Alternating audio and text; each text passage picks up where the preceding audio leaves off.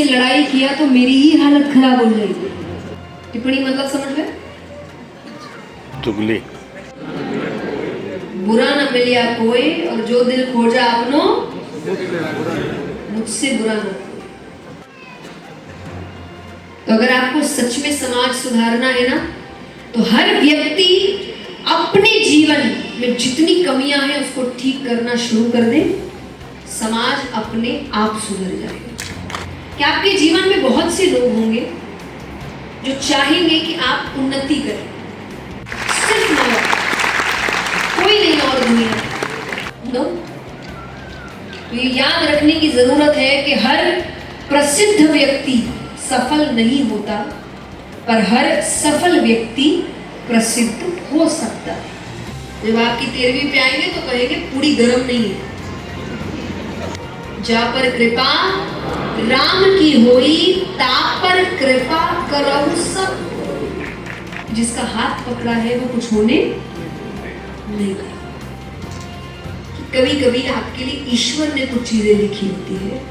मेरा आपकी कृपा से सब काम हो रहा है, करते हो तुम कन्हैया, मेरा नाम हो रहा है। एक 3 तारीख आप लोगों के बीच आई 6 जुलाई, और उसी कड़ी में हम फिर आपके साथ रूबरू हो चुके हैं। To reality and guiding us on this path is none other than Shri Jaya Kishori ji. नहीं तो आपको रिप्रेजेंट करते हुए मैं यह इस प्रार्थना कर देता हूँ। ओम गजाननम भूतगणाधिसेवितम कपितफलचारुभक्षणम उमासुतं शोकविनाशकारकं नमामि विघ्नेश्वर पाद पंकजम। जय गणेश। इससे सद्भावना और मित्रता बढ़ेगी, क्या इससे सबका भला होगा? आप अपना स्थान ग्रहण करें। धन्यवाद।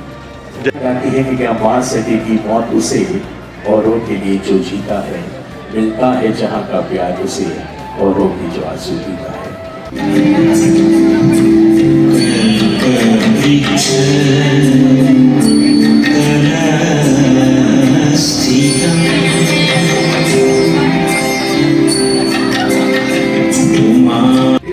जन्मी भी, और आज इस लेवल पे कि पूरे इंडिया को ही नहीं विश्व भर में मोटिवेशन के लिए, अध्यात्म के लिए, स्पिरिचुअलिटी के लिए काम कर रही है। और पूरा कि आजकल की इस युग में स्ट्रेस से मुक्ति कैसे मिले, किस तरह से तनाव से हम मुक्त रहें, अध्यात्म हमारी कैसे मदद कर सकता है, स्पिरिचुअलिटी हमारा कैसे साथ दे सकती है, इस सब चीज को समझने में, इस सब चीज के करीब लाने में, स्पिरिचुअलिटी की तरफ जाने में हमारी मदद करने के लिए ऐसी हमारे बीच अभी थोड़ी देर में आएंगी। और आप सभी लोगों का बहुत बहुत धन्यवाद हमारा हौसला बढ़ाने के लिए और हम सबको सहयोग करने के लिए। रोटरी क्लब बीकानेर रॉयल्स और अपराइज की तरफ से एक बार पुनः आपका बहुत बहुत धन्यवाद। बहुत बहुत धन्यवाद डॉक्टर विकास पारिक सर, आपने परिचय दिया। और कुछ देर में हमारे बीच में वो शख्सियत जिनको सुनने के लिए आप इस सभागार में हैं वो हमारे बीच में होगी, लेकिन इसके पहले मैं आमंत्रित कर रहा हूँ Bikaner rotary club of Royals के प्रेसिडेंट। आप सभी का यहाँ पर हार्दिक अभिनंदन और स्वागत। मेरे लिए सौभाग्य की बात है, मैं इस रोटरी रॉयल्स क्लब से जुड़ा हुआ हूँ। पिछले साल मेरा जो कार्यकाल था, एक साल हमारा कार्यकाल 1 जुलाई से लेकर 30 जून तक का होता है। यह प्रोग्राम हमारा मई महीने में होना था, युद्ध की वजह से हमने इसको आगे पोस्टपोन किया। रोटरी क्लब सेवा और मैत्री दोनों को साथ लेके चलता है। हमारा क्लब में हम पिछले साल सोनू शर्मा जी को बुलाया था, उसमें मुख्य स्पॉन्सर हमारे रीता जी थे। नेबुलाइजर मशीन और ये सारी सुविधाएं हम लोग उपलब्ध करवाते हैं। हमने एसएसटी हॉस्पिटल में करीबन 10 लाख रुपए लगा के वहाँ का पूरा गार्डन डेवलप किया है।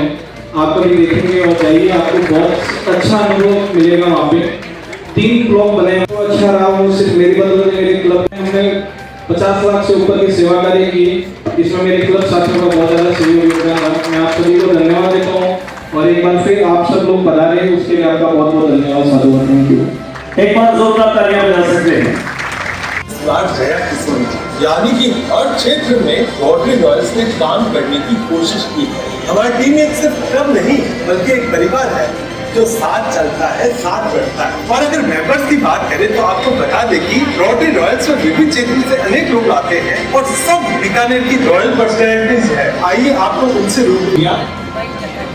IT sector, hotel, catering and restaurant business, CA and CS, architect, motivational speakers, sports coach and anchor और ही चलता रहेगा। चक्रवर्ती को ज्वाइन करने के लिए भूपेंद्र मेहता जी के लिए भी होनी चाहिए। शिक्षा को एक नई क्रांति के रूप में आपने बीकानेर में दी, जहां पर मेडिकल और इंजीनियरिंग आपके द्वारा पढ़ाए बच्चे नहीं पढ़ रहे हैं, आज वो देश की सेवा कर रहे हैं।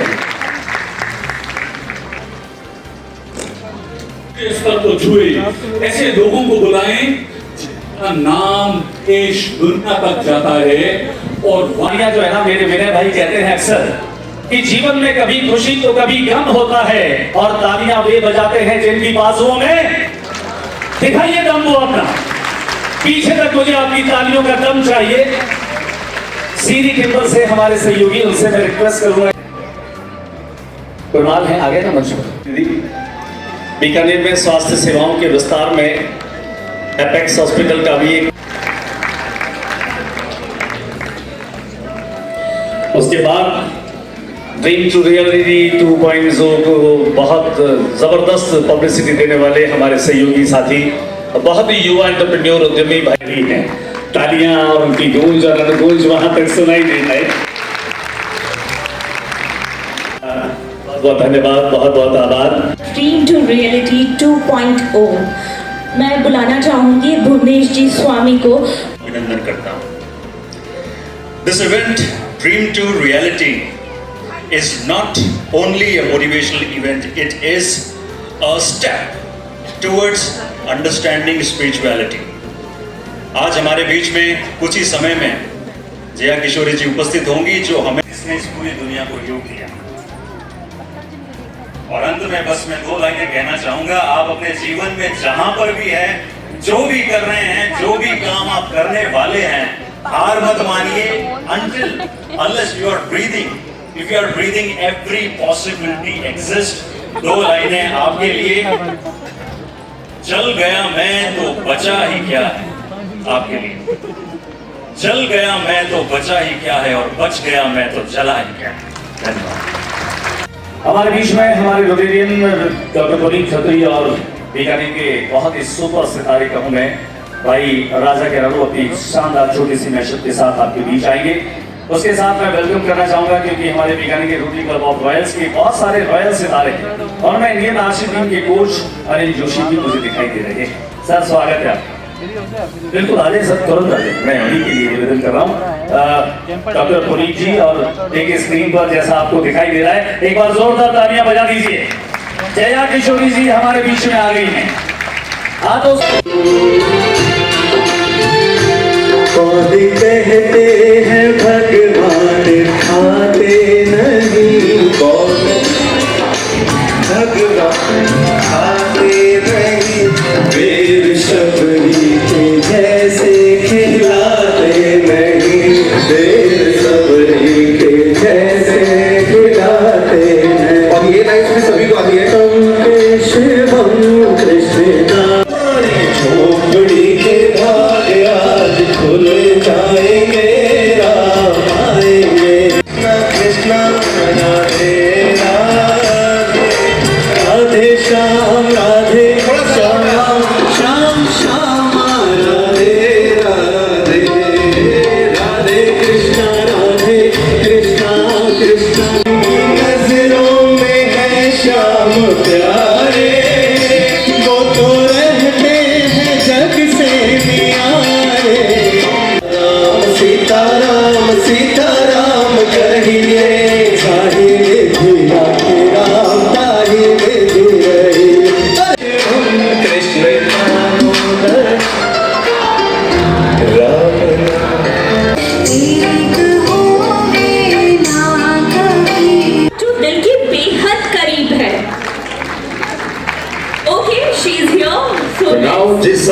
साकार करने के लिए यहाँ सभी एकत्रित हुए हैं। सुश्री जया किशोरी जी बिल्कुल हमारे बीच पधार चुकी हैं। एक बार जोरदार ताली के साथ इनका स्वागत अभिनंदन कीजिएगा। वो लम्हा, वो घड़ी, वो पल हमारे बीच आ चुका है जिसका हम तमाम बीकानेर वासी का तहे दिल से स्वागत अभिनंदन। ये महान दृश्य है, दोनों की धरा बीकानेर पर पधारी है जया किशोरी जी। मिल गई तपन मौसम को ठंडी हवा मिल गई, हार को जीत की दुआ मिल गई, तपन मौसम आए तो ऐसा लगा जैसे तकलीफ को कोई दवा मिल गई। बहुत बहुत स्वागत। और बिल्कुल उनके स्वागत सम्मान के लिए प्रियंका मैम भी बुला चुकी हैं। जी ग्रुप के मैनेजिंग डायरेक्टर दीपक जी और उनकी माता जी हमारे साथ में हैं। सुशीला जी, मैं आपसे अनुरोध करूंगा कि प्लीज आप उनके साथ में आए। और उनके साथ साथ हेमंत आसोवा जी हमारे आदित्य कैपिटल एंड फाइनेंस के मैनेजिंग डायरेक्टर आप श्री मेरा आग्रह ये आप आए। हम सब की तरफ से बीकानेर के 27 लाख लोगों की तरफ से आपका अभिवादन और अभिनंदन कर रहे हैं। जया किशोरी जी का अभिवादन और अभिनंदन कर रहे हैं। करते हैं हम आपका स्वागत प्रीत से, प्यार से, सत्कार से, दिल के भावों से, नयनों के श्रृंगार से।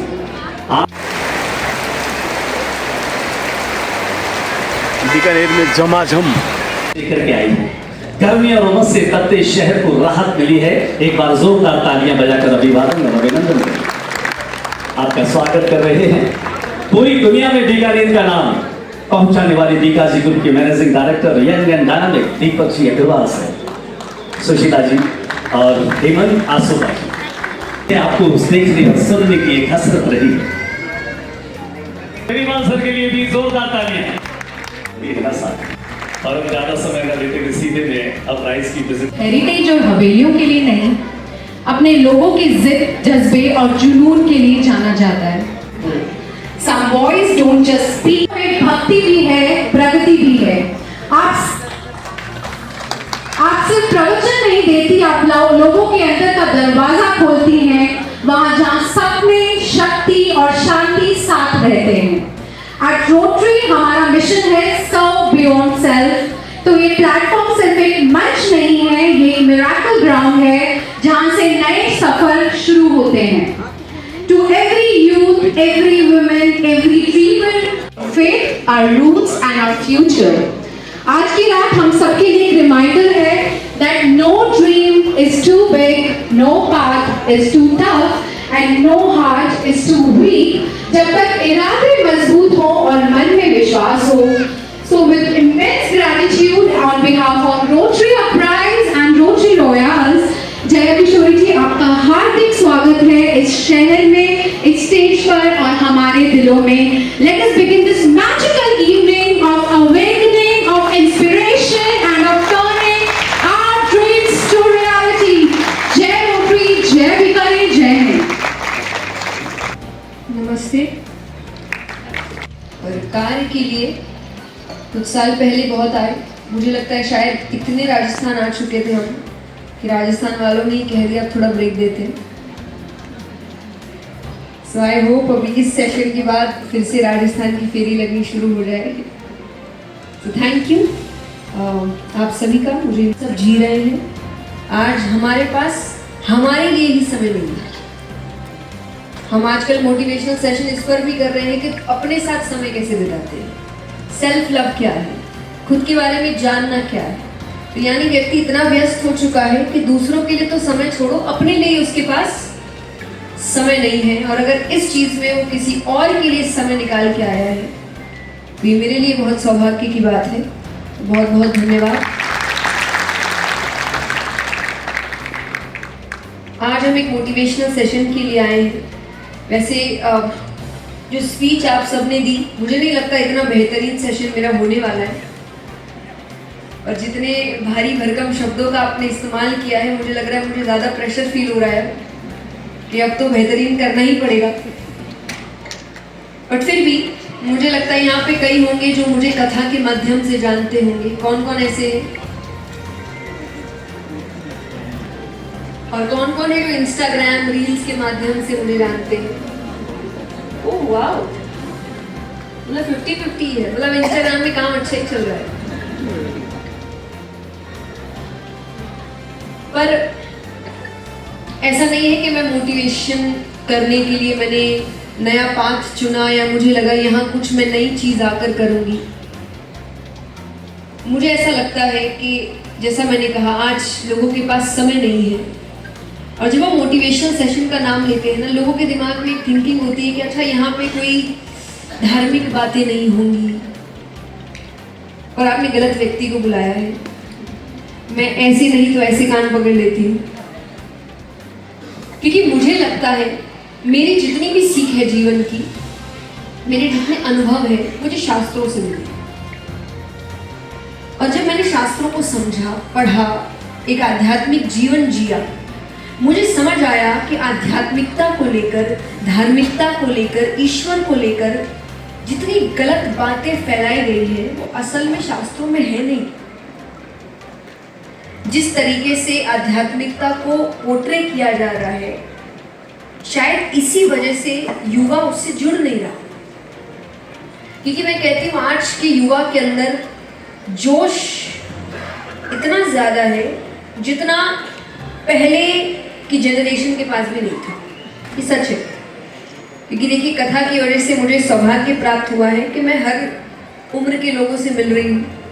6 साल से लेकर 60-70 तक मैं मिलती हूँ, उनसे बातें करती हूँ, उनके जीवन को समझती हूँ, उनकी सीखों को सुनती हूँ, उनके अनुभवों को सुनती हूँ, उनकी दिक्कतों को सुनती हूँ। तो मुझे कहीं ना कहीं समझ में आता है कौन क्या झेल रहा है। कई बार लोग कहते हैं कि भाई आप शादी पर बात कर रहे हैं, आप बच्चे पर बात कर रहे हैं, दोनों ही नहीं हुए आपके। हुआ नहीं तो क्या हुआ, जिनका हुआ है उनसे बहुत मिले, उनकी दिक्कतें बहुत सुनी है, और तब समझ में आ रहा है कि क्या और हो सकता है और क्या नहीं करना चाहिए। तो जब हम लोगों से मिलते हैं, कथाओं में जाते हैं, तो अब ईश्वर से जुड़ना है, क्योंकि ईश्वर से जुड़ने का मतलब, भक्ति का मतलब ये बता दिया गया कि आपको सांसारिक चीजों से दूर होना पड़ेगा। अब मैं अगर किसी 18, 19, 20 साल के बच्चे से कहूँ, युवा से कहूँ कि अगर तुम्हें भगवान की भक्ति करना है तो तुम्हें सांसारिक चीजें छोड़नी पड़ेगी, आपको क्या लगता है वो क्या छोड़ेगा? भक्ति। वो कहेगा मेरा तो जीवन शुरू भी नहीं हुआ और आप तो छोड़ने को कह रहे हो मुझे। वो भक्ति छोड़ेगा, और फिर वो भक्ति कब अपनाएगा? बुढ़ापे में, 50-60 के बाद, जो अधिकतर लोग हमें आकर कहते हैं कि अब अपनाना चाहते हैं। I am very sorry to say, शायद शब्द थोड़े अटपटे हो सकते हैं, पर मेरा उन सबसे प्रश्न होता है कि अब अपना के आप करेंगे क्या? अगर हम भक्ति के माध्यम से ही उदाहरण लें, तो मान लीजिए कि आप बूढ़े हो चुके हैं, आपके हाथ पैर ठीक से काम नहीं कर रहे हैं, आपके अंदर वो जोश, वो ऊर्जा बची नहीं है, कांपती हुई आवाज है, कांपते हुए हाथ पैर है, और उन्हीं अवस्था में आप कहते हैं कि अब हम भगवान को बुलाएंगे। कि तुम्हारे बुलाने का टाइम पहले था, अब किसका टाइम है? मेरा। अब मुझे क्या बुलाओगे? अगर हम शास्त्र पढ़ने की बात करते हैं, आप अधिकतर घरों में देखिए जो बूढ़े हैं, जो बुजुर्ग हैं, वो रामायण लेके बैठे होते हैं, वो श्रीमद् भागवत लेके बैठे होते हैं, वो गीता जी पढ़ रहे होते हैं। और मैं फिर कहूंगी, आप पढ़ के क्या होगा? क्योंकि शास्त्र क्या सिखाता है आपको, बताइए मुझे। जीवन जीने की कला। ये सीख कब रहे हैं? कॉमन सेंस की बात है ना, मैं कोई अटपटी बात नहीं, एकदम बेसिक बात ही। कोई किताब आपको सिखा रही है जीवन जीते कैसे। हम सीख रहे हैं जब हमारा जीवन ऑलमोस्ट खत्म हो चुका है। अब आपके पास सर पीटने के अलावा कोई ऑप्शन नहीं। आप उदास हो सकते कि मुझे क्या करना था, मैंने क्या किया, पर आप उसको ठीक नहीं कर सकते क्योंकि अब वो समय जा चुका है।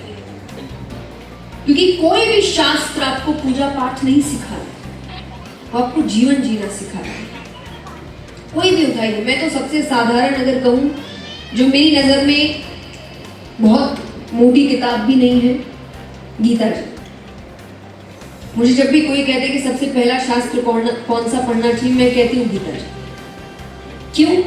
क्योंकि उसमें जिस बात से प्रसंग शुरू हो रहा है वो आज की जनरेशन की सबसे बड़ी प्रॉब्लम है, कंफ्यूजन। अब आज के युवाओं से पूछो क्या करना है जीवन में, पता नहीं। क्या चाहते हो जीवन से, पता नहीं। रिश्तों में क्या चल रहा है, इसलिए नए नए नाम आ गए हैं आजकल, ये शेपर वो शेपर, इनको पता ही नहीं चल गया है। ये तभी आ रहे हैं ना, जिसको ठोस पता होगा वो जो है उसी को बोलेगा। वो 10 नाम क्यों देगा? क्योंकि पता नहीं परिवार में क्या हो रहा है, पता नहीं दोस्तों के साथ कैसा रिश्ता है, अभी पता नहीं। हर चीज में उनका इशू क्या है, कंफ्यूजन। और गीता जी की शुरुआत ही होती है अर्जुन के कंफ्यूजन से। अर्जुन कंफ्यूज्ड है, उसको पता नहीं करना क्या है, लड़ूं कि नहीं लड़ूं। क्योंकि ऐसा नहीं है कि उसको लड़ना नहीं आता था, तो ऐसा नहीं है कि हमें लड़ना नहीं आता है, पर हम कंफ्यूज्ड है करें कि नहीं करें। वरना कोई इतना बड़ा योद्धा किससे युद्ध नहीं किया उसने, उसका महादेव जी तक से युद्ध हुआ था। वो इतना बड़ा योद्धा है, उसको युद्ध से डर लगेगा। पर आज वो ऐसा कुछ करने जा रहा था जो उसने कभी नहीं किया, वो अपने अपनों से युद्ध करने जा रहा है। उस कंफ्यूजन के समय कौन आए? कृष्ण।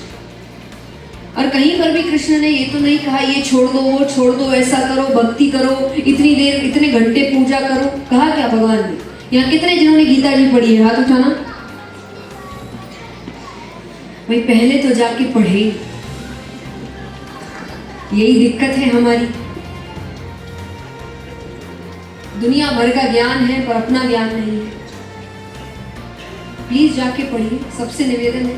और मैं कहती हूँ आप भक्ति के लिए मत पढ़ो, आप किताब समझ के ही पढ़ लो ना।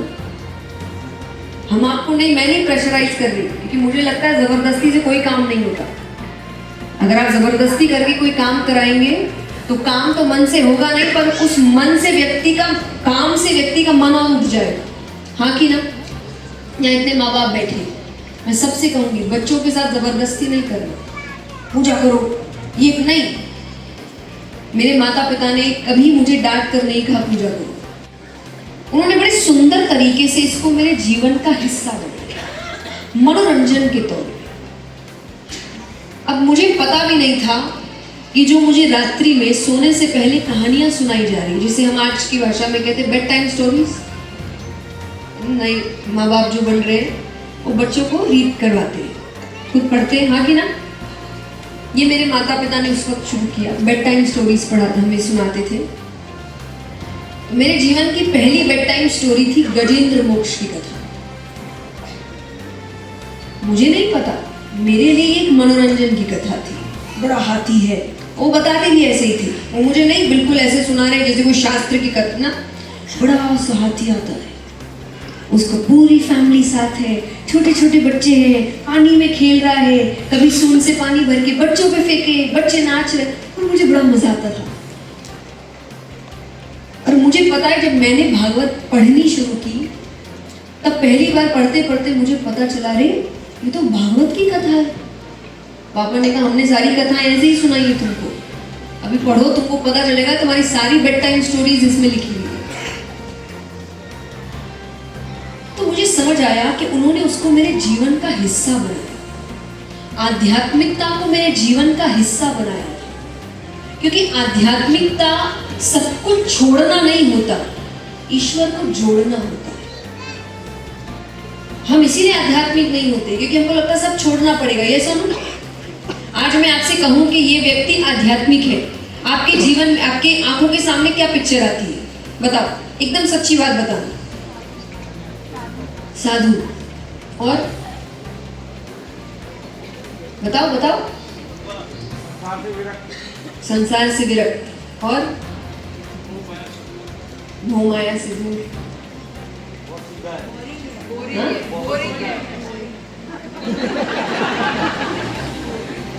बहुत सीधा है, बोरिंग है। देखो समाज, और आपको लग रहा है बच्चे आध्यात्मिक बनेंगे। ये तो आपने डेफिनेशन दे रखी है आध्यात्मिक होने की। कहां से बच्चे आएंगे आध्यात्मिकता में? और इनमें से कोई भी चीज नहीं, कोई। श्रीमद् भगवद गीता, और उस गीता जी में एक जगह भगवान ने अर्जुन से नहीं कहा था राज्य छोड़ दो। राजा से ज्यादा ऐश्वर्य किसके पास होता है क्या किसी के पास? बताओ मुझे। राजा से ज्यादा धन किसके पास होता है? राजा से ज्यादा सोना किसके पास होता है? भगवान ने कहा कहीं भी गीता जी में सब छोड़ दो। अर्जुन ने कहा कि युद्ध करने से तो अच्छा राज्य छोड़ दो, वैराग्य ले लो, वन चला जाओ। भगवान ने कहा ये कायरों वाली हरकत है, तुम्हारा धर्म ये नहीं कहता तुम्हें करने के लिए। तो आप आध्यात्मिकता के इसलिए नहीं जुड़ रहे क्योंकि आपको लग रहा है सब छोड़ना पड़ेगा, पैसा गलत है ना? सब पैसे को इतनी गलत नजर से देखते हैं। लेकिन हाँ, एक हिपोक्रेसी है हम सब में कि हम पैसे को गलत नजर से तभी देखते हैं जब दूसरा कमा रहा होता है। इतने सैक्रिफाइसेस किए, इतनी मेहनत की, इतना संघर्ष किया, वहीं कोई दूसरा कमाए, अरे सब पता है कैसे पैसे इधर उधर होते हैं। तो यानी पैसा गलत नहीं है, गलत होता तो आपके पास भी नहीं होना चाहिए। व्यक्ति गलत है। कई बार लोग कहते हैं कि पैसे आने से व्यक्ति बदल जाता है, एटीट्यूड चेंज हो जाता है। कि हाँ तो टॉपिस किसको लगता है? 100% ऐसा कुछ नहीं होता, ऐसा कुछ भी नहीं होता। बताऊं क्यों?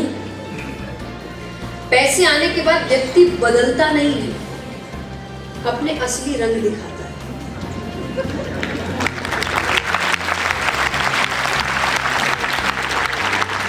वो डे वन से वही था, क्योंकि पैसा पावर लेकर आता है। जब पावर, अब कोई क्या बिगाड़ लेगा, जब तक नहीं होता वो डरता है। अब जैसे मान लीजिए कोई व्यक्ति है जो बहुत दयालु है, जिसका मन है कि मैं लोगों की सहायता करूं, मैं लोगों के जीवन को अच्छा करूं, उनके जीवन के लिए बदलाव लाऊं, कुछ ऐसी योजनाएं बनाऊं, ऐसा स्टार्टअप शुरू करूं जिससे लोगों का जीवन आसान हो। इसमें पैसे लगेंगे कि नहीं? यस और नो? यस। लेकिन पैसा नहीं है तो करेगा कैसे? लेकिन जिस दिन आएगा वो ये सब करेगा। यस। जिसके मन में उद्देश्य ये होगा अपने अच्छे के लिए, समाज बुरा हो भी तो वो करना है, ये सब करने के लिए भी पैसा चाहिए। ये भी बिना पैसे के नहीं हो सकता। तो जब तक उसके पास पैसा नहीं है वो कैसे करेगा ये सब? तो हमको क्या लगता है? अरे बड़ा अच्छा आदमी, जैसे ही पैसा आता है वो ये सब करने लगता है। तो हमको क्या लगता है? पैसे आते ही अरे वो यही था। तो अगर आप धन को गलत बोल रहे, आप किसको गलत बोल रहे? मैंने नहीं बोला, मेरी इतनी हिम्मत नहीं है, मुझे तो बहुत प्यारा है। अरे इतना बुरा होता। आध्यात्मिकता और लक्ष्मी का बैलेंस बने, तो जब नारायण और लक्ष्मी एक साथ आएंगे तभी लक्ष्मी नारायण। पर ये करने पे मजबूर कौन कर रहा है? उसके धन कमाते ही हमको दिक्कत होने लगती है, हाँ कि ना? मैं तो मैंने बड़ा अच्छा एग्जाम्पल मैंने अपने आप को बता लिया है। अब जो मैं हर जगह वो कॉपी पेस्ट कर देती हूँ, क्योंकि हमें ये सबसे ज्यादा सुनने को मिलता है। कई बार लोग हमारे पास डायरेक्टली नहीं कहते, इनडायरेक्टली कहते, अरे आपके तो मजे नहीं, आपका जीवन तो बड़ा सही है। मैंने कहा हाँ, मैं झूठ नहीं बोलूँगी, मुझे वो बोलना अच्छा नहीं लगता। अरे नहीं, हम तो कुछ नहीं करते, उन्होंने दे दिया। नहीं, हम नहीं दिया, मुझे नहीं पसंद ये सब। सैलरी तय करता है, क्या चीजें देख के तय करता है?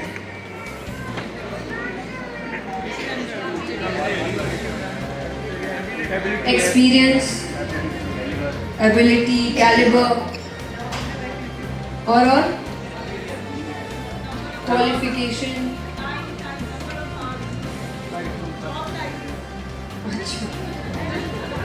जॉब टाइमिंग्स और कुछ है? अब मैं एक और चीज जोड़ूं, मालिक अपनी हैसियत भी देखता है, वो कितना देने लायक है। क्योंकि मैंने एक ही जॉब के लिए 5,000 का व्यक्ति भी देखा है, 50,000 का भी देखा और 5 लाख का भी देखा। तो कुछ भी मिल रहा है, तय करने वाला कौन है? तो अगर हम किसी को देख के ये सोच रहे हैं इसको बड़ी आसानी से मिल गया या इसको ऐसे मिल गया, हम शक किस पे कर रहे हैं? ईश्वर पे। आपको लगता है कि ईश्वर पार्शियलिटी करेंगे? मैं तो यहाँ तक लोगों से कहती हूँ कि अगर कोई आपसे कहे कि ऐसी ऐसी पूजा कर लो और आपके काम बन जाएंगे, नहीं बनेंगे। बनने होते मेरे बन गए होते। हम कई घरों में जाते, जब अब तो चलो पढ़ाई पूरी हो गई, तो जब मैं कॉलेज या स्कूल में थी, कथा तो तब भी होती थी, तो हम कथा के लिए जाते थे। किसी के घर गए तो अपने बच्चों को लाते थे और कहते हैं इसकी सर पे हाथ रख दो, इसका एग्जाम आने वाला है, अच्छे नंबर से पास हो जाए। मैंने बोला अगर ऐसे करने से होता मैं पहले अपने ऊपर रखती। मैं पूरी जिंदगी एवरेज नंबरों से पास हुई हूँ। इतनी भक्ति तो मुझे लगता है आपका बच्चा करता भी नहीं होगा जितनी मैं करती हूँ। मेरा आधा से ज्यादा दिन भगवान के लिए जाता है, भगवान के नाम जप पे जाता है, भगवान के शास्त्र पढ़ने में जाता है, फिर भी मेरे मार्क्स नहीं आ रहे। क्यों? क्योंकि शायद मैं उतना समय नहीं दे रही हूँ, मेरा समय कहीं और जा रहा है। तो भगवान पार्शियलिटी नहीं करते कि एक मेहनत कर रहा है और एक पूजा कर रहा है, भगवान कहेंगे अरे पूजा कर रहा है, मुझे मना रहा है, इसको पास कर देता हूँ, इसको छोड़। नहीं, जो मेहनत कर रहा है फल उसी को मिलेगा। याद रखिए, हर किसी को दूसरे के घर की घास ज्यादा हरी लगती है, पर होती नहीं है। घास उसी की हरी होती है जो रोज पानी डालता है। आप अपनी घास में पानी डालना शुरू करिए, आपकी भी हो जाएगी। पर आपकी नजर दूसरे की घास पे। यस और नो? आज हमारे जीवन की प्रॉब्लम ये नहीं है कि मुझे क्यों नहीं मिला, प्रॉब्लम है उसको क्यों मिला, क्योंकि वो काम कर रहा है। हर बार आपको काम दिखने जरूरी नहीं। कई ऐसे फल होते हैं जिनकी जड़ें बहुत मजबूत होती है, बाहर फल बहुत छोटे से होते हैं। उस फल के छोटेपन से तय मत करिए कि उसने संघर्ष कितना किया है। सोशल मीडिया एक बहुत आसान तरीका हो गया लोगों को जज करने का। मैं हर युवा से कहती हूँ सोशल मीडिया को सिर्फ और सिर्फ मनोरंजन का हिस्सा, वहां से सीखे, बोनस है, बहुत अच्छी बात, ये बोनस का काम हो गया। लेकिन मैं ये नहीं कहूंगी कि आपको सोशल मीडिया से कुछ बहुत करेक्ट सीखने को मिले। तो ये आपको पता नहीं है ना कौन क्या बोल रहा है। ये जा रहे हैं अपना घर जाके रिसर्च खुद करना, मुझ पे अंधविश्वास करने की जरूरत नहीं है, कभी नहीं। क्यों? क्योंकि हमारा धर्म ये सिखाता है। सनातन धर्म आपको अंधविश्वास करना सिखाता ही नहीं, क्योंकि अगर सिखाता तो हमारे अधिकतर शास्त्र प्रश्नों से शुरू नहीं होते। जिज्ञासा, हमारे अंदर जिज्ञासा होनी चाहिए जानने की। ऐसा हुआ, क्यों हुआ, कैसे हुआ, कब हुआ, किसने किया। ऐसे ही तो खोज करते हैं। अगर प्रश्न करना बंद कर देंगे तो खोज होना बंद हो जाएगा। क्योंकि आपका धर्म ही जिज्ञासा सिखाता है। हम गीता जी की बात कर रहे थे, फिर मैं गीता जी को लेकर आऊंगी। मैंने कहा ना मेरी बातें शास्त्रों से जुड़ी है, और सिर्फ इसीलिए क्योंकि शास्त्र जीवन की सीख देता है। आज गीता जी में दो लोगों के बीच चर्चा हो रही है। किसके बीच? अर्जुन और कृष्ण। इसमें अर्जुन क्या कर रहे हैं? प्रश्न कर रहे हैं। किससे? भगवान से। भगवान से प्रश्न करने की जरूरत है। आज चलो कोई अनजान व्यक्ति मिले तुम पूछे भी कि भाई तुम्हारा सोर्स क्या है, कैसे बोल रहे हैं, भगवान। और अर्जुन को पता ना वो भगवान है। भगवान से प्रश्न करने की जरूरत है। वो उनसे भी कर रहे हैं। ये तो ये क्यों, ये बोले तो वो क्यों, शांति सिखाते हो तो युद्ध क्यों। और भगवान ने एक श्लोक में भी नहीं कहा मुझसे जबान लड़ाता है। बोला क्या? कई बार आप गीता जी पढ़ेंगे ना तो आपको समझ आएगा कि अर्जुन ने ना एक ही प्रश्न घुमा फिरा के 2-3 बार किया, भगवान ने वो 2-3 बार मुस्कुरा के जवाब दिया। बस अंतर कहां आता है पता है? अर्जुन की जिज्ञासा में मर्यादा है, हमारी जिज्ञासा में मर्यादा नहीं। कर रहे हैं सच जानने के लिए, हम कई बार प्रश्न करते हैं सामने वाले को गलत साबित करने के लिए। ऐसा व्यक्ति सच नहीं जान सकता क्योंकि उसने अपने दिमाग में पहले से ही मान के रखा है कि वो जो बोल रहा है वो गलत है। जब आपने मान के रखा है तो वो 10 बातें अच्छी कर ले, आपको 10 में से एक गलत चुनी नहीं, क्योंकि आपका दिमाग ने आपको इशारा कर दिया ना। जब हम कहते हैं अपने इंद्रियों के मालिक बनो, अर्थ क्या है? मन जो कह रहा है नहीं करना, मन को बताना है क्या करना। यहाँ बच्चे बैठे हैं, कई बार बच्चे आके हमसे कहते हैं पढ़ने का मन नहीं करता। उन्होंने बेटा किसी का नहीं, दुनिया में कोई बच्चा नहीं होगा बड़े होने के बाद, चलिए आपके अंदर हो सकता है कि मुझे कुछ बनना है, कमाना है, जॉब अच्छी चाहिए। बचपन में कोई बच्चा नहीं होगा जो बोलेगा मुझे पढ़ने में मजा आता है, किसी को नहीं आता। सबको ऐसा लगता है होमवर्क खत्म करके खेलने जाए। और बड़े होने के बाद समझ आता है कि जीवन की जो सबसे बेहतरीन और महत्वपूर्ण चीजें होती हैं उनमें मन नहीं लगता, लेकिन बड़प्पन आपको सिखाता है कि करना वही पड़ता है। आपके जीवन में बदलाव उसी से आएगा। मेडिटेशन की बात करते हैं, आधे लोग कहते हैं हमें तो नींद आ जाती है। कोई बात नहीं, 10 दिन आई, 15 दिन आई, 1 महीने आई। तो एक बहुत बड़ा कारण है सोशल मीडिया, इलेक्ट्रॉनिक गैजेट्स। अब आज हम सोशल मीडिया में तो हमें लोग कह रहे हैं कि पहले हम 1-1 मिनट के रील्स बनाते थे, अब कह रहे नहीं, आप 30-30 सेकंड के बनाना शुरू करें। लोगों का वॉच टाइम खत्म होता जा रहा है, उनको मजा ही नहीं आता देखने में, तुरंत स्क्रॉल कर रहे हैं। क्यों नहीं आता? धैर्य नहीं। हमको लगता है 1-2 सेकंड में कुछ अच्छी बात बता दे, तभी 30 सेकंड देखेंगे। 1-2 सेकंड में भगवान नहीं बता पाए, उनको 700 श्लोक लगे बताने में। उसके बाद भी अर्जुन कहे अभी भी समझ नहीं आ रहा, तो विराट रूप दिखाना पड़ा। और आपको लग रहा है कि 10 सेकंड में आपको जीवन की सीख मिल जाए, पॉसिबल है। लेकिन ये क्यों हुआ? जब वो अपनी जड़ों से दूर होते गए। अब जैसे एक आपकी जड़ है, आपके बुजुर्ग। यहाँ कितने जिनके घर में बुजुर्ग हैं अभी भी? आप कितनी देर उनके साथ बैठते?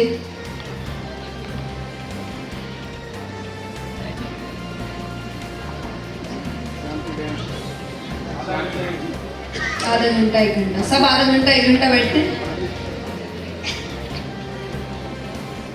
हाँ। अच्छा, युवा कितने यहाँ पे हाथ उठाओ? युवा मतलब मैं एज बता।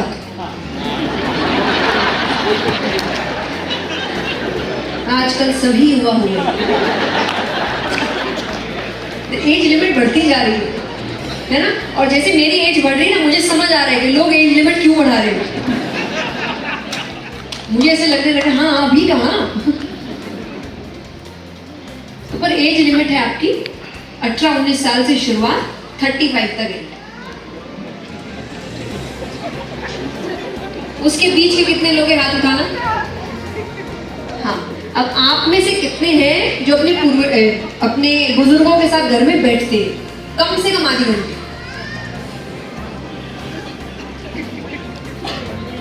चलो, जितने युवा के हाथ उठे थे उतने घंटों में तो नहीं उठाए। अब मैं आपको ये समझाती हूँ कि आपको लग सकता है कि उनके साथ बैठ के क्या ही हो जाए। हमारा दिमाग नहीं मिलता, हमारी मानसिकता नहीं मिलती, पर फिर भी आपके घर के बुजुर्ग आपके अंदर धैर्य लेकर आते हैं। कैसे लेकर आते हैं? पहला तो बूढ़े हो गए हैं तो धीरे बात करें, है ना? धीरे बात करते हैं। आप उनको नहीं बोल सकते पॉइंट पे आओ, नहीं, उनका कोई पॉइंट नहीं है, वो पूरी कहानी के बाद ही पॉइंट पे आए। और भले ही आपने वो कहानी दिन में 10 बार सुन ली और वो पूरी सुना के ही बताया। ये सुनो।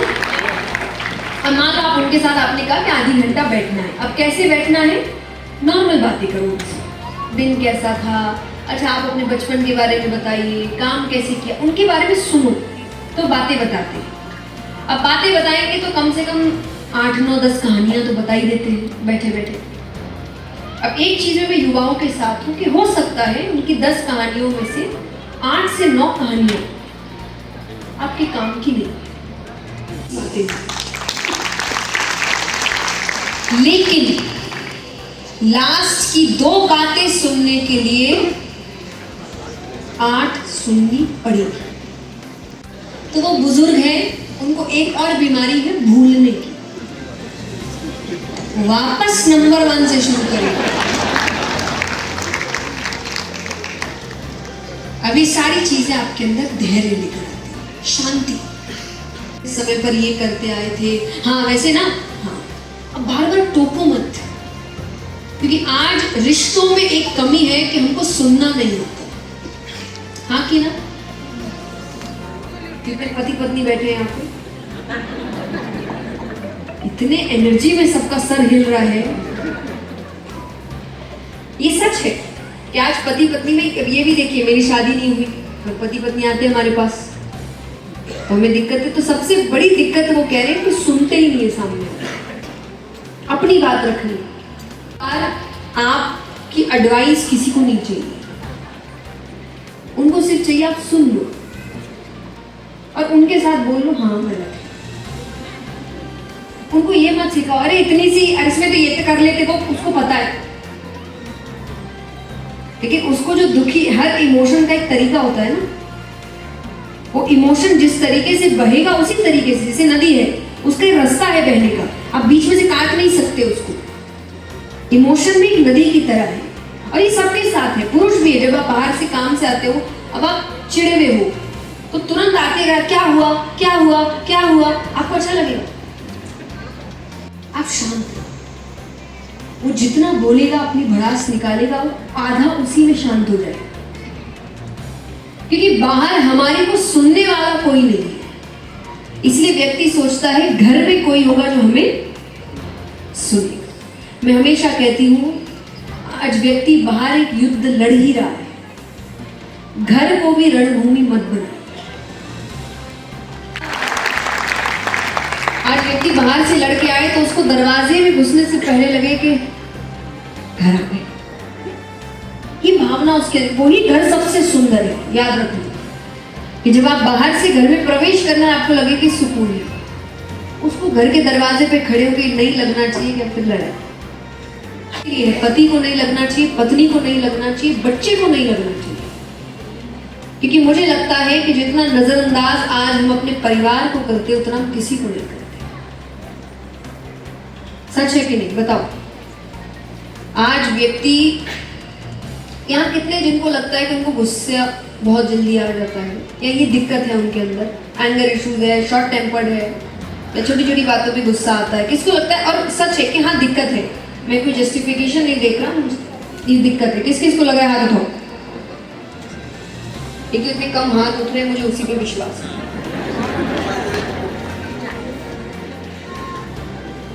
और चलिए जिन्होंने भी हाथ उठाए, आपको फिर से एक बात बताऊं, ये भी झूठ है।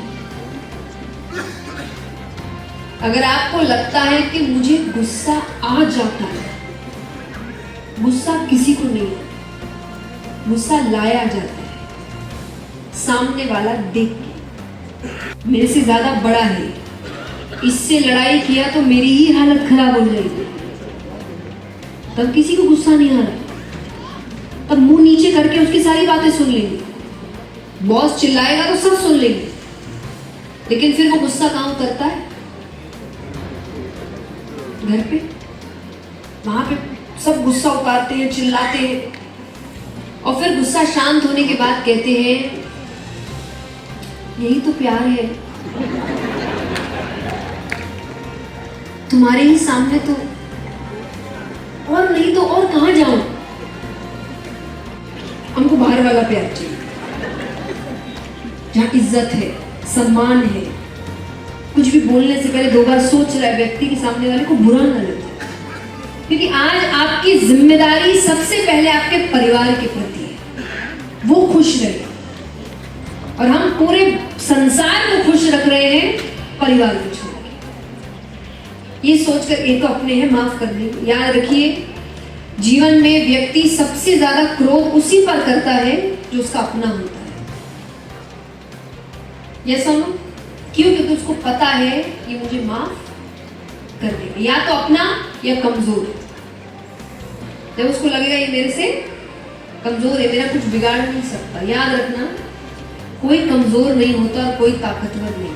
इस समय का पहिया है, जिसको आज आप कमजोर समझ रहे हैं, शायद एक दिन वो ताकतवर बनेगा। और अगर सच में आपने उसे तकलीफ पहुंचाई होगी ना, ताकतवर बनने के बाद सबसे पहले वो आपके ही पीछे लगेगा। और अगर आपको लग रहा है आज आप ताकतवर हैं, तो किसी को नहीं पता कब हम कमजोर बढ़ जाए। तो दयालु होने में कोई तकलीफ नहीं है। मैं एक बात सबसे कहती हूँ, अगर एक सबसे बेहतरीन चीज हम अपने समाज के लिए कर सकते हैं तो वो है दयालु। सबसे अच्छा है ना? बंद करिए टिप्पणी, मतलब समझ गए? चुगली आधे लोग, हाँ हमारा रोज का काम है। सच में हमें टिप्पणी करने की इतनी आदत हो, किसी से मिले नहीं कि हमारी टिप्पणियां चालू। मान लो किसी 2 महीने बाद मिले हैं, सबसे पहले अगर आप किसी से मिल रहे हो, आपको क्या बोलना चाहिए? राम राम। अच्छा, और कैसे हो, घर में सब ठीक है ना? हम अधिकतर समय पता क्या, अरे मोटे लग रहे हो, पतले लग रहे हो, शरीर को क्या हो गया, आंखों को क्या हो गया, चेहरे को क्या, अरे आपको क्या। और आपको क्या लगता है जिस पर आप ये टिप्पणी कर रहे हो, वो अपने आप को कांच में देखता नहीं है? क्या आपके बोलने से उसको पता चलेगा वो ऐसा लग रहा है? 5 मिनट के लिए मिले किसी से, 5 मिनट में खुश कर दो उसको। अच्छे लग रहे हैं, बड़े सुंदर लग रहे हैं, खुश लग रहे हैं, क्या जाएगा आपका बताइए? पैसे लगते हैं इसके? अरे जिसको जानते हैं उस पर तो कर ही रहे हैं, जिसको नहीं जानते उस पर भी कर रहे हैं। इसका सबसे बड़ा उदाहरण है, यहाँ कितने जो क्रिकेट देखते हैं, हाथ उठाना। बहुत बेहतरीन। अब मेरा उदाहरण खास करके या तो आलू के पकौड़े, पनीर के पकौड़े, चाय जिसमें चीनी भरी हुई है, या समोसे या कचौरियां, ये सब रखा होता है। और सामने एक ऐसा खिलाड़ी खेल रहा होगा जिसने रिकॉर्ड बनाए होंगे, मतलब ऐसे ऐसे रिकॉर्ड की क्या कही, देश का नाम इतना ऊंचा लेकर गया हो। वो एक कैच छोड़ दे, एक कैच। अब आप इनको देखो, अरे ऐसे नहीं वैसे खेल, इनसे ऐड करवा लो खाली। किस पर टिप्पणी कर रहे हो? उसने अपने जीवन में जो हासिल किया, शायद उसका 1% हमने नहीं किया है। 1%, कम से कम 50% तो करें, फिर हम कहें कि नहीं भाई 50-50 है। 50% हमने भी वो सब करके रखा है समाज के लिए, इसीलिए हमने नहीं किया, उस पर टिप्पणी कर रहे। तो जिसको जानते उस पर तो करते, जिसको नहीं जानते उसको भी नहीं छोड़ रहे। और इस पर हम नाम कहते कि हम इसमें समाज को सुधार ही तो रहे हैं। आज किसी और की गलती दिखाकर हम अच्छा काम कर रहे हैं। इतना ही अच्छा काम करना है, अपनी गलतियां निकालें। बुरा न मिलिया कोई, और जो दिल खोजा अपनो मुझसे बुरा न। तो अगर आपको सच में समाज सुधारना है ना, तो हर व्यक्ति अपने जीवन में जितनी कमियां हैं उसको ठीक करना शुरू कर दे, समाज अपने आप सुधर जाएगा। कुछ करने की जरूरत ही नहीं पड़ेगी। हाँ कि ना? खुद को बेहतर बनाओ। आज कई बार लोग कह रहे हैं कि हम आने वाले बच्चों के लिए क्या छोड़ के जा रहे हैं, कैसी प्रकृति छोड़ के जा रहे हैं, कैसा एनवायरनमेंट छोड़ के जा रहे हैं। प्रकृति अच्छी होगी, बच्चे अच्छे नहीं होंगे तो वो प्रकृति को फिर बिगाड़ देंगे।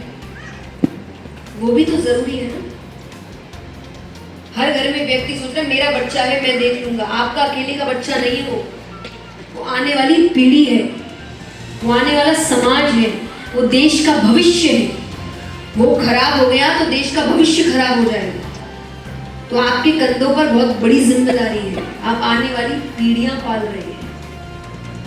और मैं नहीं कह रही आपको कि आप उनको बहुत ज्ञाता बनाइए, शास्त्रों का ज्ञाता बनाइए, पर अपनी जड़ों से तो मजबूत रखिए।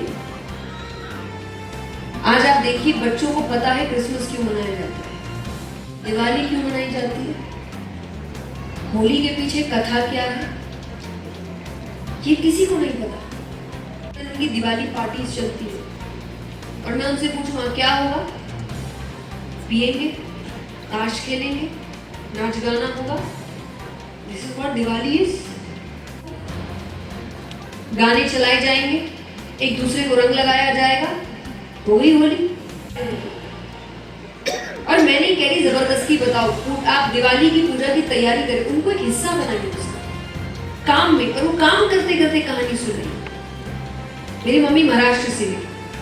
महाराष्ट्र में जब भी कोई बड़ा त्योहार होता है तो रंगोलियां बनाई जाती है। कैसे समझाएं, क्योंकि वो हर बार कोई ना कोई प्रसंग पर रंगोली बनाती थी। कभी मान लीजिए प्रसंग है वसुदेव जी भगवान को लेकर जा रहे हैं, शेषनाग छतरी लेकर बने हैं, कभी वो रास का चित्र बना रही है, कभी वो मीराबाई और ठाकुर जी का चित्र बना रहे हैं। भी क्यों मनाई जाती है ये भी बता रही। इसीलिए आज तक मैं भी उन्हीं लोगों में बड़ी हो रही हूँ। मेरे भी दोस्त थे और मेरा आज तक मन नहीं आया कि मुझे ऐसी दिवाली पार्टी में जाना चाहिए, क्योंकि मुझे पता है दिवाली मनाई क्यों जाती है, सुधार देगी।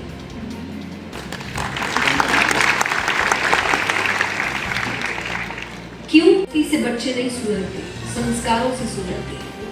चाहते ही वो चेंज हो जाएगा तो ये बच्चा बदला था। ये तो आपके सामने वो कुछ और होने का नाटक कर रहा है।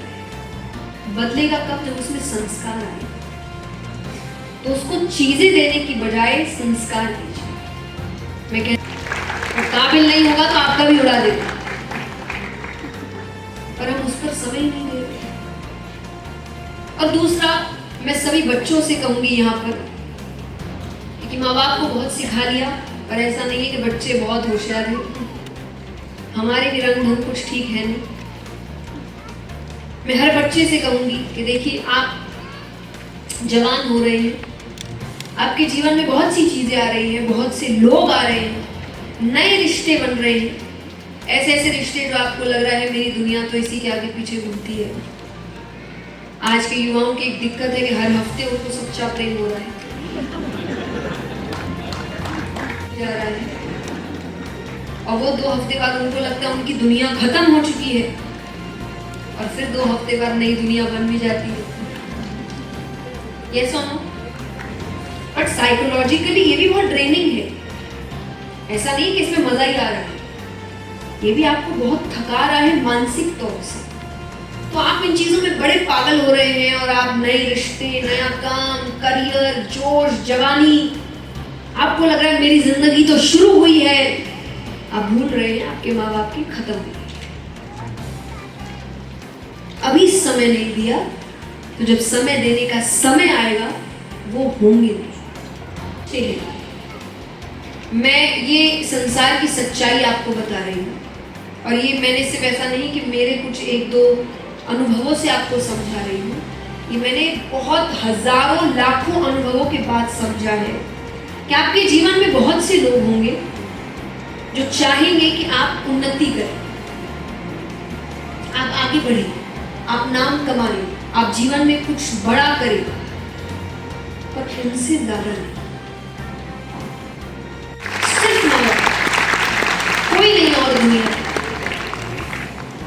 मैं ये कह सकती हूँ कि कई बार माँ बाप के काम करने के तरीके बड़े गलत होते हैं।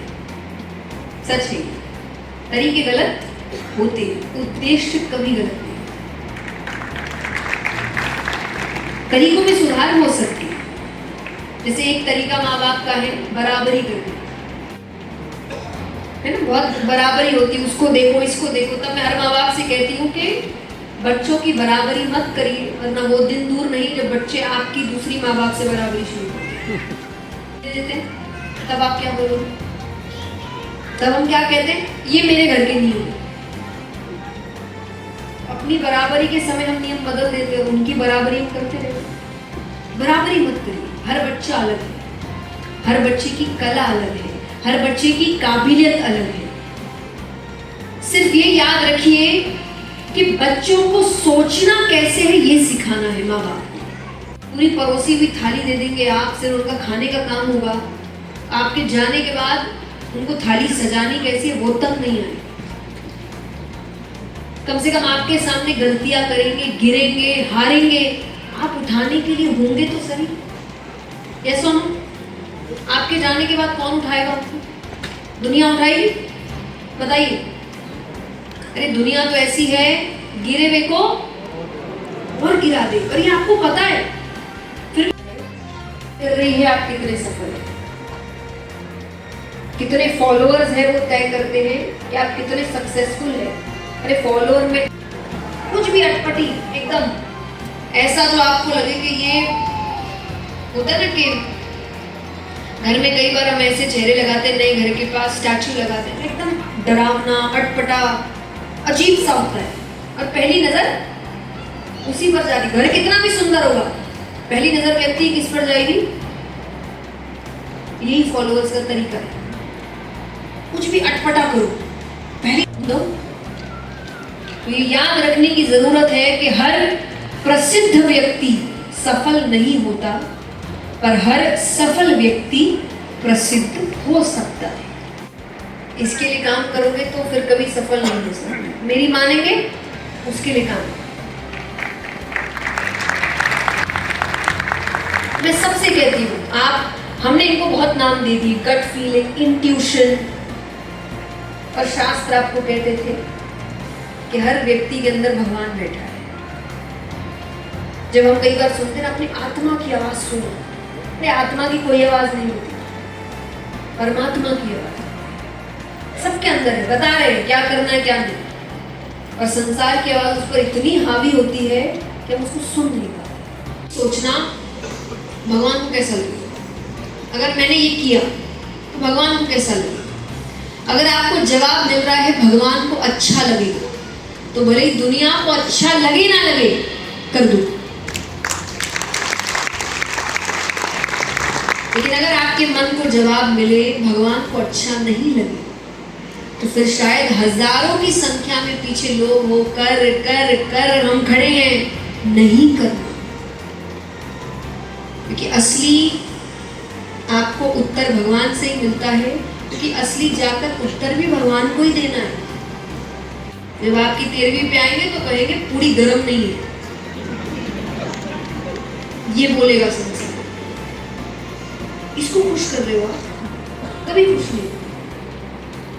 आप भगवान को खुश करिए।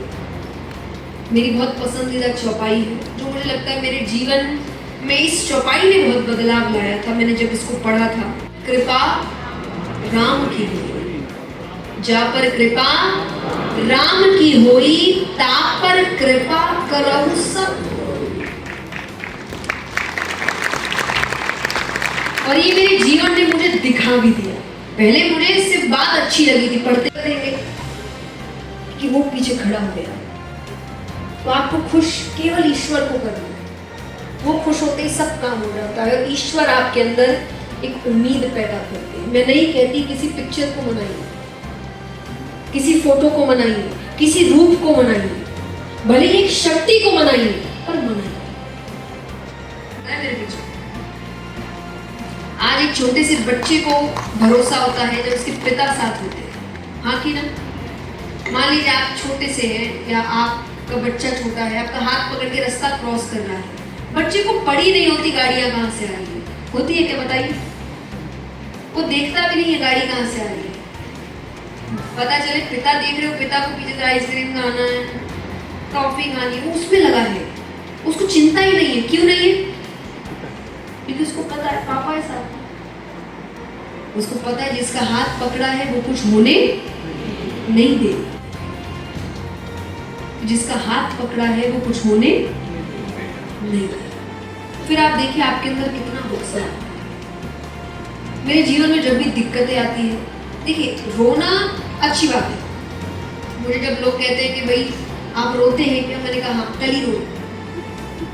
मेरा तो रोना सबसे अच्छा तरीका है अपने आप को लाइट करना। मुझे जहाँ लगता है कि मुझे मन बहुत भारी, मैं तो रो लेती हूँ।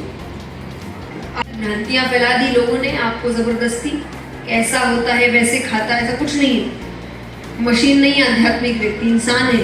इंसान जैसे दिल धड़कता है उसके अंदर, प्रेम भी होता है, तकलीफ भी होती है, सब कुछ करता है। पर उसको पता है अगर ये सब विपरीत भी हो गया तो भी अपने आप को संभालना है।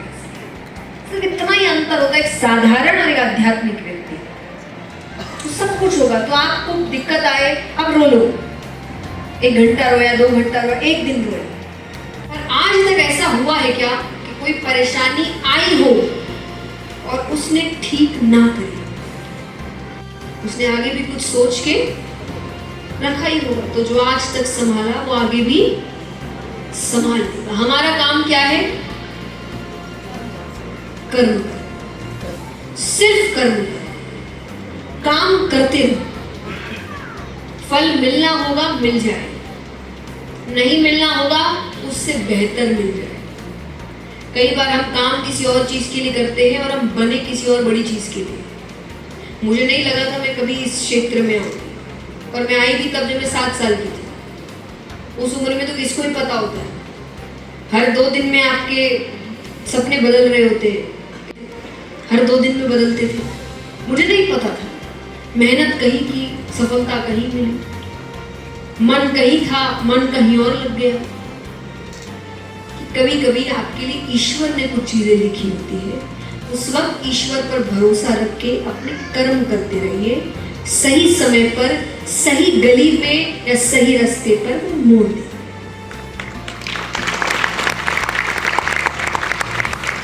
तो ये भरोसा, ये आध्यात्मिकता, जो आध्यात्मिकता नारायण और लक्ष्मी का बैलेंस बनकर हो रही है, अगर हर व्यक्ति इस आध्यात्मिकता की ओर बढ़ गया तो फिर समय नहीं है जब भारत फिर से सोने की चिड़िया कहलाए।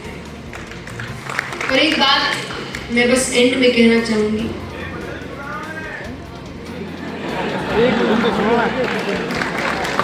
भजन के लिए कथा करानी पड़ेगी ना, भागवत कराइए, मोटिवेशन के उसमें आप भागवत भी घुसाएंगे।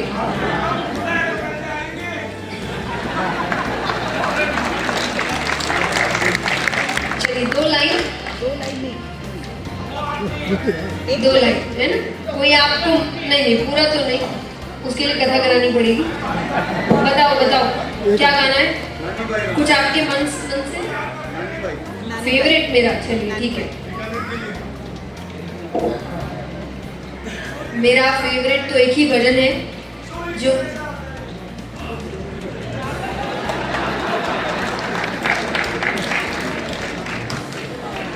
चलिए 2 लाइन दोनों सुना देते हैं, बस हो गया। संभाल के रखा है, क्योंकि जिस स्थान पे मैं हूँ उस स्थान पे बहुत आसानी से आपके अंदर अहंकार आ सकता है, बहुत आसानी से आपकी बुद्धि भ्रष्ट हो सकती है, क्योंकि ऐसे पद पे है जहाँ पे लोग सीधा आपको भगवान ही बना देते हैं। उन्हें लगता है कि ये तो भगवान का अवतार ही है। नहीं है भाई, हम सब इंसान हैं, और मुझे लगता है इंसानों को भगवान बनाना भी नहीं चाहिए, क्योंकि इंसान इंसान ही रहेगा और भगवान इंसान। और मैं अपनी जगह बनी रहूँ। मेरा आपकी कृपा से सब काम हो रहा है, मेरा आपकी कृपा से सब काम हो रहा है। करते हो तुम कन्हैया, मेरा नाम हो रहा है, मेरा आपकी कृपा से सब काम हो रहा है। दूसरा जो आपने कहा, ये मैं सबसे कहती हूँ कि ये आप गाइए, तो भगवान की कृपा भी भगवान की कृपा से ही मिलती है। उनके भक्त भी तब तक नहीं बन सकते जब तक उनकी इच्छा नहीं है। कुछ ऐसा इंतजाम हो जाए, किशोरी कुछ ऐसा इंतजाम हो जाए, सुबह पे राधा राधा राधा नाम हो जाए, सुबह पे राधा राधा राधा नाम हो जाए, किशोरी कुछ ऐसा इंतजाम हो जाए। बहुत बहुत धन्यवाद।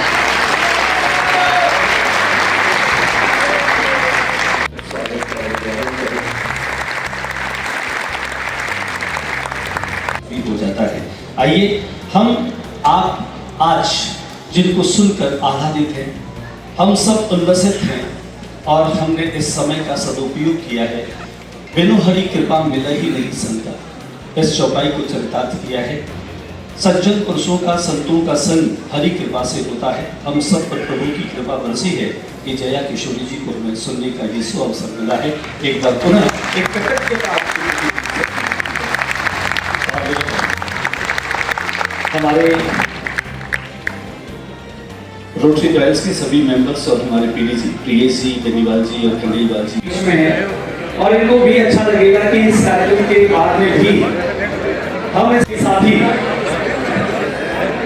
आ रहे सभी साथी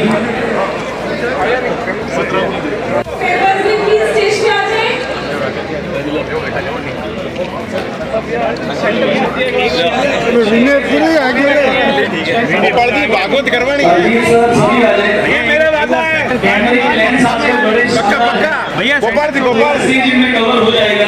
एकदम गोपाल का फ्री होगा भाई, पक्का करवाएंगे। राजेश जी सेंटर के लिए प्रार्थना करते हैं कि वो हमारे बीच आती रहे, अपनी ज्ञान गंगा से हम सब का मार्गदर्शन करती रहे। राष्ट्र निर्माण के अभूतपूर्व इस कार्यक्रम में जहाँ बालकों में संस्कार निर्माण। प्लीज स्टेज पे आ जाए ऑल द मेंबर्स। बीकानेर में झमाझम